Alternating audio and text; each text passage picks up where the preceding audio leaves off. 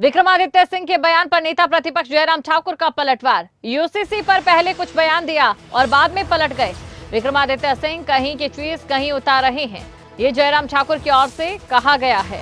उन्हीं के मंत्री टिप्पणी को बताते हैं बचकाना हरकत। छोटे परिवार वालों का भी सम्मान होता है, संस्कार नाम की भी कोई बात होती है। नेता प्रतिपक्ष जयराम ठाकुर ने कहा कि विक्रमादित्य सिंह के बयान को उनके कैबिनेट के साथ ही मंत्री बचकाना बता चुके हैं।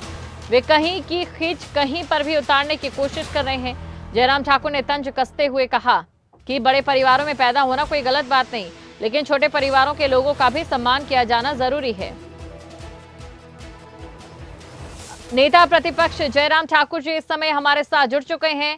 सर, सबसे पहले तो स्वागत करती हूं आपका मैं खबरें अभी तक पर, और हम देख रहे हैं कि बयानबाजी का सिलसिला लगातार जारी है। खबरें अभी तक के जरिए दर्शकों के कई सवाल है और आज हम वो आपसे जानना चाहते हैं। सबसे पहला सवाल, जिस तरीके से विक्रमादित्य सिंह को आड़े हाथों यहाँ पर लिया जा रहा है, उसके पीछे की आखिर वजह क्या है? कई उनके बयान सामने आए, चाहे अवैध खनन को लेकर हो, यूसीसी को लेकर हो, लेकिन जो खिंच की बात आप कह रहे हैं वो कौन सी खिंच है? देखिए, वो अपनी पार्टी में जो करना चाहें, कहना चाहें, कहें, करें, कोई आपत्ति नहीं उनको। लेकिन जिस प्रकार से शब्दों का चयन विपक्ष के नेताओं के बारे में उनका रहता है कई बार, वो बहुत दुर्भाग्यपूर्ण है। वो उम्र में छोटे हैं। अगर उनके पिताजी ऐसे शब्दों का ये करते तो थोड़ा हम मान लेते हैं कि बुजुर्ग आदमी हैं और सीनियर लीडर हैं। तो ऐसे शब्दों में टिप्पणी करना ये कतई भी उचित नहीं है। भाषा पर संयम होना चाहिए, सब्र होना चाहिए। और मैंने सिर्फ इतनी बात कही है कि बड़े परिवार में हो करके कई बार ये बातें दिमाग में चढ़ जाती हैं। इसलिए मैंने कहा कि मेहरबानी करके छोटे परिवार में जो लोग होते हैं उनका भी सम्मान होता है, स्वाभिमान होता है।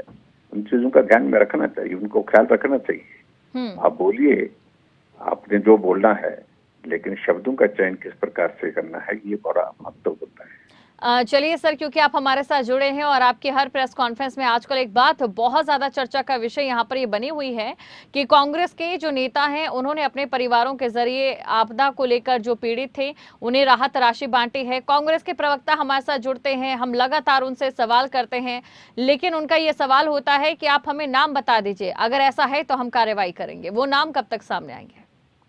देखिए, उसमें सब मैंने जिक्र किया हुआ है, मुझे कुछ कहने की आवश्यकता नहीं है। एक जगह नहीं, अनेक जगह कांग्रेस पार्टी के पदाधिकारी जो किसी भी संवैधानिक दायित्व पर नहीं है। मैं किसी के बारे में कोई इस तरह से टिप्पणी नहीं कर रहा हूँ। मैं जो बात कह रहा हूँ और मैं अगर उस सारी चीज को लेकर के अगर उसमें डिटेल में जानकारी चाहिए होगी वो जानकारी भी देंगे।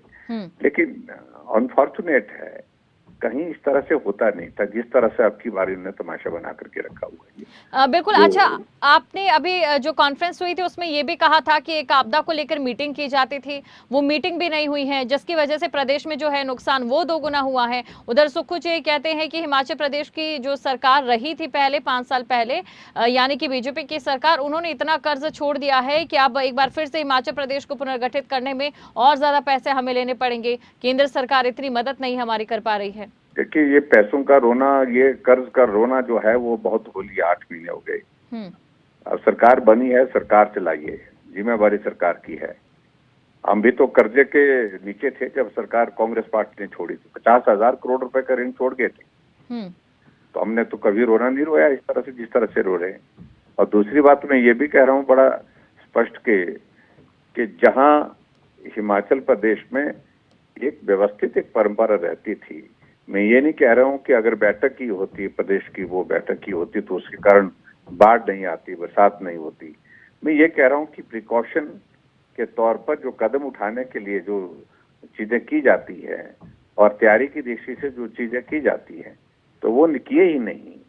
जबकि पहले से मालूम था कि बरसात ज्यादा है, बरसात जल्दी आ रही है, सब मालूम था, लेकिन तैयारी के लिए इनके पास समय नहीं है। अभी तक वे सत्ता के उस दौर में जो है वो नई सत्ता बनी है, सरकार बनी है, तो उसमें जश्न में डूबे हुए सब लोग। तो इस कारण से हमने कहा जो कहा हमने फैक्ट कहा है। एक आखिरी सवाल आपसे मैं पूछना चाहूंगी। जिस तरीके से विक्रमादित्य सिंह को आपने कहीं ना कहीं पलटू कह दिया, अब ऐसे में यूसीसी को लेकर मैं यहाँ पर बात करना चाहूंगी। हमने देखा तमाम राज्यों में इस समय यूसीसी जो है, खासकर मणिपुर हिंसा से अभी पहले जो चीजें निकलकर सामने, चर्चा का एक बड़ा विषय बना हुआ था। केंद्र सरकार यूसीसी को लेकर पक्ष में है, लेकिन कांग्रेस के कुछ नेता हैं वो ये कह रहे हैं कि यूसीसी जो है वो भारत के राज्यों के हितों के हिसाब से सही नहीं है। आपको क्या लगता है, जिस तरीके से विक्रमादित्य सिंह की ओर से लगातार इस पर बयानबाजी हुई है, क्या कांग्रेस, हिमाचल प्रदेश कांग्रेस यूसीसी को लेकर समर्थन में आती है, और अगर समर्थन में नहीं आती है तो इसके क्या मायने? देखिए, कांग्रेस के समर्थन में आने का सवाल पैदा होता नहीं, मुझे दिख नहीं रहा है। कारण यह कि राष्ट्रीय स्तर पर अपना स्टैंड वो स्पष्ट कर चुके हैं कि वो यूसीसी में जो है वो उसका इसके समर्थन में नहीं, इसके विरोध में रहेंगे जी। लेकिन इन्होंने समर्थन में जब बात कही विक्रमादित्य सिंह ने, तब बात आई, हमने उनका स्वागत भी किया। हमने कहा अच्छा है, कई बार दिल की बात जो वहां पे आ जाती है, उन्होंने बात कही है। लेकिन 2 दिन के बाद वो जो पोस्ट सोशल मीडिया में डाली थी, वो पोस्ट जो है वो गायब हो जाती है, वो निकाल दी जाती है। कारण है कि ऊपर से पार्टी के नेताओं ने शायद इनके ऊपर दबाव डाला होगा, इनको कहा होगा, और इस कारण से वो उसको हटा दिया गया। तो ऐसे में हमने जो बात कही है वो तथ्य पर कही है, ऐसा नहीं हम कहते। जी, आप हमारे साथ जुड़े, तमाम बातचीत आपने की और ये प्रतिक्रिया भी आपने रखी, इसके लिए आपका शुक्रिया। दर्शकों के सवाल थे जो हमने खबरें अभी तक के जरिए आपसे पूछे, तो चलिए आपको भी एक बार हम सुना देते हैं कि क्या कुछ उनकी ओर से कहा गया।